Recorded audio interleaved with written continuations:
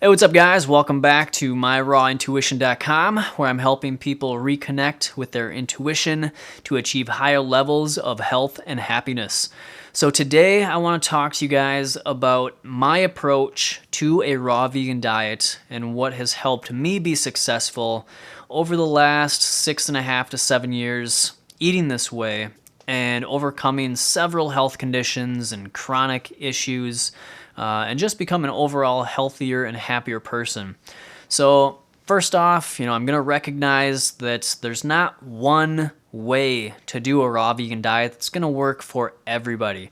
You got to kind of find what works for you and, go with that. You got to listen to your intuition, listen to your body, and that is the best way to know what is truth and what is not working. And so, that is one of the things that personally has worked very well for me. I like to go by the motto of listen to all, follow none. So take in what everybody's saying. I personally like to go with people that have been long-term raw vegans, that have been doing this for many years successfully and that look great, that are sharing what has worked for them. Listen to all that, take it in, form your own opinion by practicing it and just experimenting, and then form your own way of doing it. You don't have to just follow one person. That's what has worked for me. I follow a lot of long-term raw vegans. I don't really put a whole lot of stock into what a lot of the newer vegans on YouTube are saying. One, I've already been there, and I'm seeing them kind of repeat a lot of the things that I have done in the past. And so, I know that their opinions will probably change. And to be honest, a lot of them won't be raw vegan more than, a year or two. That's just what I've seen over the last 7 years of being in this lifestyle. There's people that get into this lifestyle and they have no balance. They're doing several long-term fasts. They're doing mono meal after mono meal. They're doing, all these different fads like intermittent fasting, which I don't consider a fad. I personally do intermittent fasting, but a lot of people use it in a way that is just, it's not the most beneficial.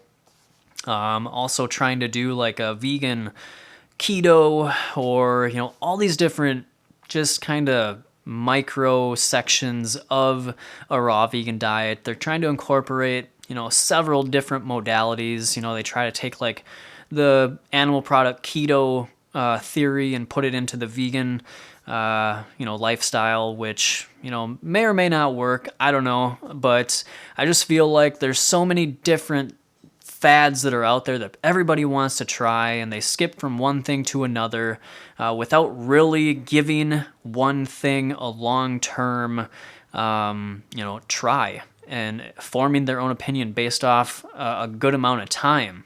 They'll do one thing and they'll say that, they feel so great. I see people talking about something they've been doing for maybe a couple months, and then they're acting like it is the thing to do and it's the best thing out there for your health. And then, maybe 6 months down the road, they're doing another thing that they're trying out and they're saying how great they feel and now this is the answer. And that it's just a cycle, continuing to do those sorts of things.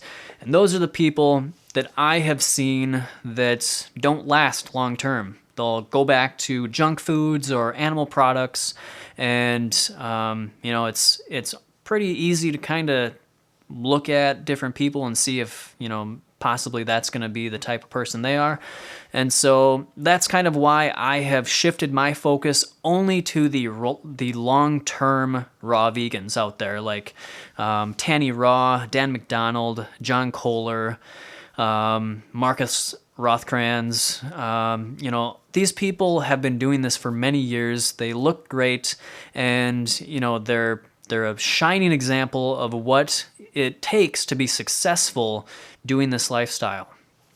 Now, again, something else that personally I don't adhere to for myself is the 100% or nothing mindset. So personally, I am 100% raw the majority of the time, but I don't hold myself to that strict, pigeonhole of a diet or a mindset. There are times that I will eat steamed vegetables or some sweet potatoes or the dreaded white potato in situations where maybe the fruit selection here in Minnesota during the winter is not ideal. There's a lot of times where the selection for quality fruit just isn't that great. And I'm not going to stress myself out to stick to 100% raw if I'm not enjoying the taste or the quality of the food. Being healthy is not about being 100% raw. That does not make you healthy. Being healthy is having a solid balance and a framework for your diet and lifestyle, both your food, your mental health, your physical health. So many factors go into what creates your overall health. And being 100% raw is not a magic bullet. While I do think that ideally 100% raw is the ideal way for us to live and eat, I don't think that it is necessary or even practical in today's society. Society is built in a way that, makes it very difficult for a lot of people to be even close to 100% raw. The food quality, the fruit, it's picked ripe or it's picked unripe, it's shipped for days or weeks, sits in the grocery store for days or weeks, and then you buy it, you put it in your fridge for maybe a week, and then you eat it. And so it's been picked for, a month. And so you're getting a lower quality food. You're getting a food that was picked unripe, and the quality just isn't really there. So the best way to go, in my opinion, and what has been really beneficial for me, is to shop as local as possible. Farmers markets have been my best friend. Local farms that I can find very fresh produce, organic produce, that makes me excited about what I'm eating. So if you're not excited, if you're getting poor quality fruit or vegetables and they're just not exciting you, that is not really the healthiest way to live, in my opinion, or to eat. You want to be excited about your food. Food is a very intimate relationship we have with our environment and with ourselves. It's how we nourish ourselves, our physical body anyways. And when we nourish our physical body, it helps with all different levels of our consciousness, with just who we are. So our mental health depends on having a clean and healthy physical body.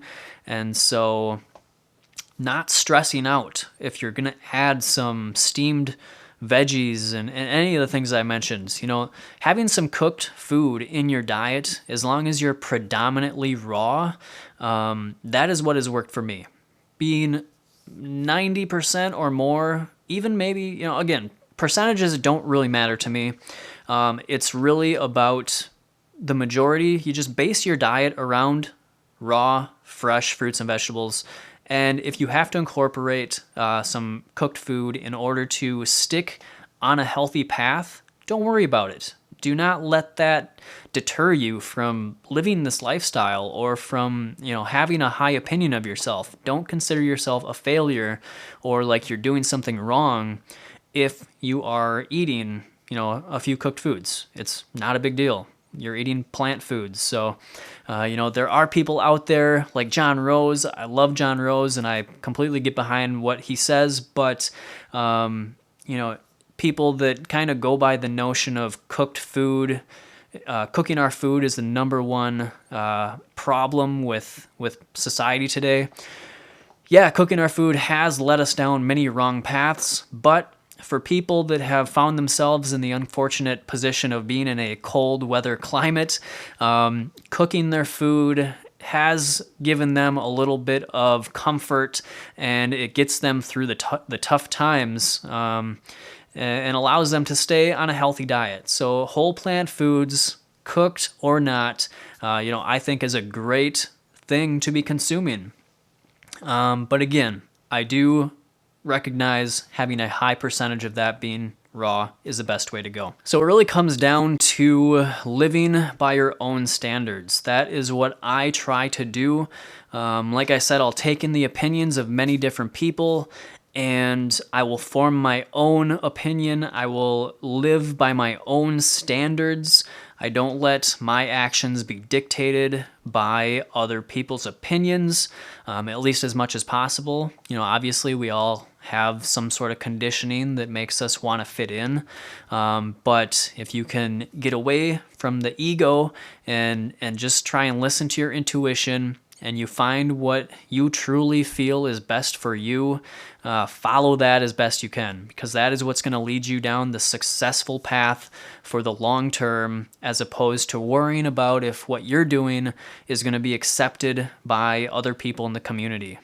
Do what works for you and own it and be proud of it. You are living in a way that you want to be your biggest advocate, right? You want to be proud of what you're doing. You want to feel healthy. You want to have a healthy mind. And being your biggest supporter is what you need to be doing. Don't get down on yourself, regardless of what other people are promoting out there. You know what? It's really just about self-love and understanding that we're all on our own path. We don't have to live by the standards of others, especially people just on the internet. We don't even know them. We don't even know how they're living. So just don't get caught up in the dogma. Follow your intuition, and that's going to lead you down the best path. So that is really the basis of how I have designed my lifestyle.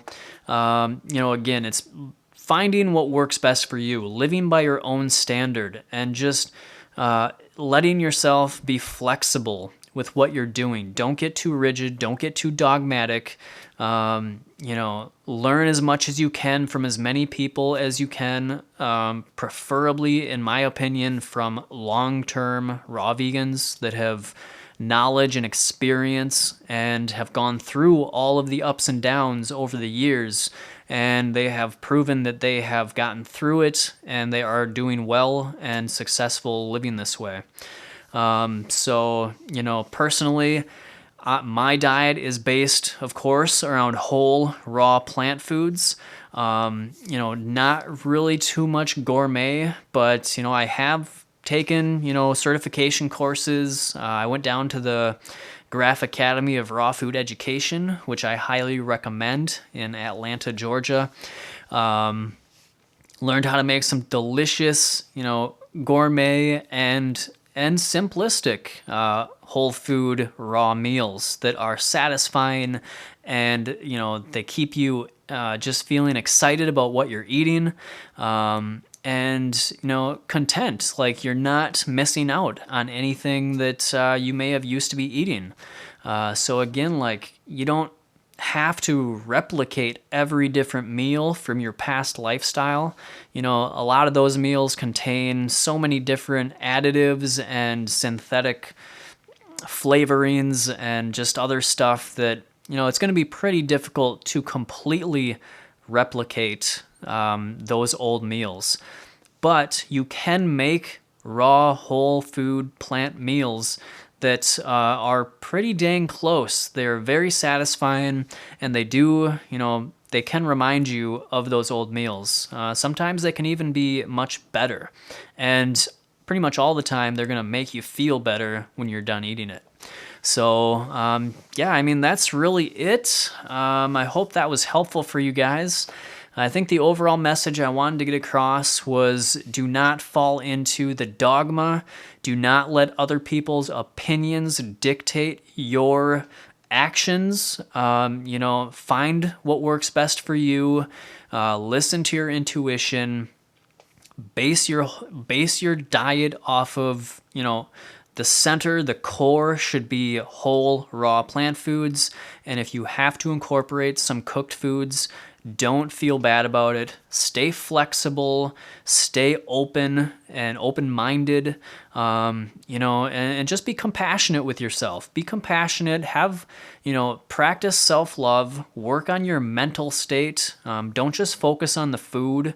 The mental side of things is just as important as the food side of things. You want to make sure that your mental state, your mindset is right. You have a positive environment, including the people that you're around, the media and the music that you listen to, any messages that you have coming into you through any of your senses, and the people that you're around is very important to build a healthy cast of people, a healthy environment, and to incorporate whole, living, raw plant foods to create a holistic, just complete program of health.